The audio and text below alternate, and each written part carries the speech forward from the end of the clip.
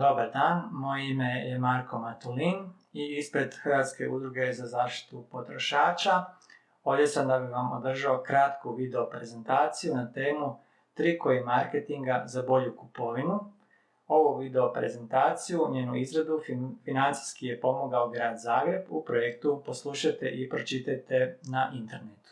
Ovdje sam da vam izložim koje su to uobičajene metode za povećanje prodaje trgovaca i proizvođača kojima nas zapravo mame ne bili potrošili više, te kako se onda, da tako kažem, oduprijeti tome ne bili kupili zaista ono što nam treba. Ono što od pamtivijeka, da tako kažemo, upotrebljavaju trgovci ne bili nas namamili, a to su ogromni plakati i natpisi kojima smo okruženi, ne samo u trgovinama, već i po gradu kada se krećemo. To su zapravo osnovni alat marketinga nekog proizvoda ili usluge i zapravo predstavlja vrlo čest kanal oglašavanja. Njih karakterizira vrlo napadan dizajn. Osnovni cilj im je uhvatiti naš pogled, zaintrigirati nas, a sama nekakva veličina slova i poruka koja je ispisana, te boje koje se koriste na takvim plakatima, zapravo nam pokušava usaditi nekakav osjećaj hitnosti. Ako sada ne reagiramo, izgubit ćemo priliku da kupimo neki proizvod po vrlo povoljnim uvjetima i sl. Dakle, razumjeti da je to klasičan kanal oglašavanja prema potencijalnim kupcima, ali mi kao kupci ne bi se trebali zavarati time što smo okruženi zapravo takvim reklamama i bombardirani informacijama. Jedanput kada uđemo u trgovinu moramo voditi računa da smo zapravo ušli, da tako kažemo, u neprijateljski teritorij. Postoje vrlo razvijene metode kako poboljšati prodaju određenih proizvoda, pa neke od njih su same po sebi jasne, recimo skuplji proizvodi nalaze nam se uvijek u razini očiju na nekakvim policama. Gotovo svi trgovci koriste ovu metodu. Također, oni proizvodi koji se nalaze odmah na ulazu u trgovinu su skuplji, dok recimo oni proizvodi koji su na nekakvim sniženjima i slično nalaze se dublje u trgovini i time nas trgovac prisiljava da uđemo dublje u njegovu trgovinu, da pogledamo proizvode dok hodamo do onih do kojih smo stvarno i htjeli kupiti. Dok do njih hodamo, gledamo i ostale proizvode pa ćemo možda kupiti i te neke druge. Također vrlo, da tako kažem, jeftin trik jest da se nekakve skuplje igračke primjerice nalaze na donjim stalažama, tako da su na dohvat djeci, dok one jeftinije igračke, ili evo ovdje na ovoj sličici dolje desno, nekakve žitne pahuljice koje su možda zdravije se nalaze na gornjoj stalaži, dok one pune šećera, na primjer, i slično, se nalaze na donjim stalažama. Osim samog rasporeda artikala po policama u trgovini, moramo voditi računa da je i raspored stalaža u trgovini također nije slučajno takav kakav je, nego je planski napravljen, ne bi li nas trgovac što duže zadržao u svojoj trgovini, prisiljavajući nas da obiđemo što više prostora unutar same trgovine. Postoje također metode kako trgovci to čine. Jedna od onih čestih jest primjerice u trgovinama mješovitom robom. Oni svakodnevni artikli koje svaki dan kupujemo, poput voća, povrća, kruha, mesa i sl. Takvi artikli se nalaze dublje u trgovinama, odnosno to bi nekako bila ova gornja slika sa desne strane gdje vidimo zapravo da je ulaz u trgovinu na desnoj strani i put do tih proizvoda nas vodi i kroz odjel odjeće i kroz odjel elektronike i kroz ostale odjele koje nas uopće ne zanimaju možda u svakodnevnom životu jer smo došli kupiti recimo isključivo kruh. No međutim, raspored u trgovini je takav da ćemo morati proći i kroz te odjele, ne bi li došli do onoga što nas zaista i interesira. Također, raspored gdje je ulaz u trgovinu, a gdje je izlaz, najčešće je takav, to je recimo primjer ove donje slike, da moramo opet proći zapravo cijelom trgovinom jedanput kad smo u nju ušli, da bismo iz nje na kraju izašli, jer je recimo blagajna na potpuno nekom drugom kraju te trgovine.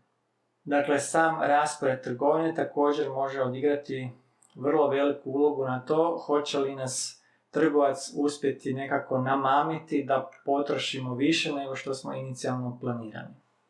Sljedeći nekakav trik, odnosno metoda za povećanje prodaje su napadi na naša osjetla. Napad na naša osjetla je već započeo tamo kada smo razgovarali o reklamnim plakatima, ali to se nastavlja već i u samoj trgovini gdje nam trgovci daju mogućnost da nešto isprobamo, opipamo, kušamo i slično, da bi li nas također nekako namamili na kupnju. Time nam ujedno zapravo remete naš nekakav unutarnji osjećaj za vrijeme, jer im je u cilju da što duže vremena provedemo u toj trgovini i zapravo bismo mogli reći da je to neko isprobavanje proizvoda sporedno, a više im je cilj da nas zadrže u toj trgovini. Tome u prilog ide i činjenica da, evo, pokušajte se prisjetiti jeste li kad u bilo kojoj trgovini vidjeli sat gdje ste mogli vidjeti koliko je sati. Trgovci ne stavljaju satove u svoje trgovine, upravo zato da smo mi izgubili pojam o vremenu. Sada prelazimo također na onaj dio oglašavanja gdje smo se malo već dotaknuli toga kod onog razgovora oko plakata, gdje nas se zapravo pokušava nekako usaditi nam taj osjećaj hitnosti, izgubit ćemo sad neku priliku ako ne reagiramo odmah. Jedan od tih trikova je da nam se oglašava da je preostao još samo jedan proizvod. To je zapravo vrlo češće kod internetskih trgovina, gdje kada se spojimo na neku internetsku trgovinu, onda vidimo na primjer koliko je još artikala preostalo u skladištu tog trgovca.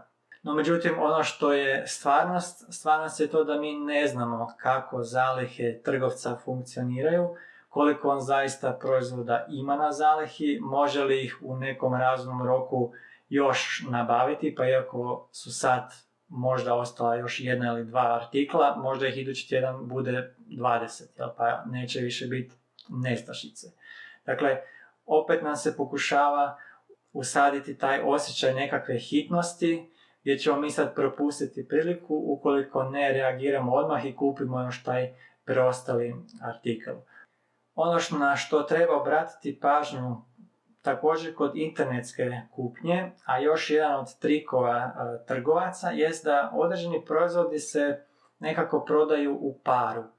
Primjerice, ako kupim nekakav televizor putem internetske trgovine, trgovac mi možda u moju košaricu automatski ubaci i kabel kojim ću spojiti taj televizor recimo na svoju antenu. Ja nisam tražio taj kabel, ali nekako ta dva proizvoda, znači kabel i televizor, se podrazumijeva da nekako idu zajedno, pa se može dogoditi da prilikom kupnje televizora trgovac u moju košaricu ubaci i taj kabel. Zato treba posebnu pažnju obratiti na to prije plaćanja, što se sve nalazi u toj mojoj internetskoj košarici. Naravno, trgovac će uvijek imati opravdanje i reći da je negdje bila postavljena nekakva kvačica i da sam ja zapravo pristao na to, a ja tu kvačicu možda nisam niti vidio jer je negdje smještena gdje nije lako uočljiva ili je tekst napisan sa malim slovima ili tako nešto.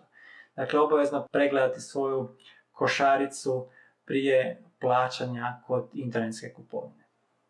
I posljednja nekakva metoda koja nam se pokušava otvoriti novčanik ne bi li potrošili još više, jest one reklamne poruke kupite 1 dobijete 2 ili kupite 2 dobijete 3 ili kakva je već kombinacija u pitanju.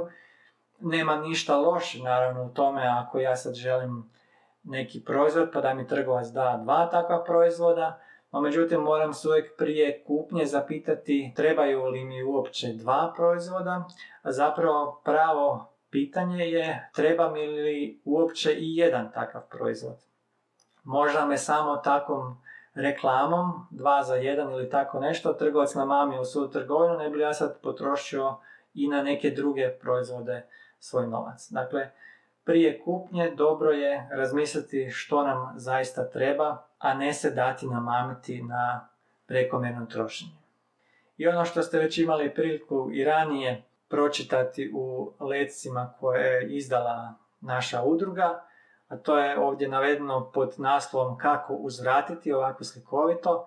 Dakle, radi se o tome da moramo planski kupovati. Ono što je dobro, napraviti popise za kupovinu prije nego što odemo u kupnju, rasporediti naš kućni budžet po nekakvim grupama, koliko ćemo mjesečno izdvajati za namirnice, za režije, za školovanje i slično. Razmisliti prije kupnje, ako naiđemo na nekakav reklamni plakat ili dajte 2 za 1 ili tako nešto, takva nekakva ponuda, otiđite kod kuće, prespavajte, razmislite treba li vam zaista taj proizvod, ako zaključite da vam treba i ako imate dovoljno sredstava, tada možete recimo si tako nešto priuštiti. I ono što smo vidjeli kroz ove nekakve trikove marketinga, trgovci se zaista jako trude ne bi li nam usadili taj nekakav osjećaj hitnosti, nestašice, propustit ćemo priliku ako sad odmah ne reagiramo i ne kupimo nešto. Dakle, to su metode kojima oni već ustaljeno pokušavaju nas pridobiti da bismo potrošili više, a mi ako smo dovoljno informirani, onda ćemo se znati tome oduprijeti, dakle planski kupovati i voditi računa o našim sredstvima i na što ih trošimo.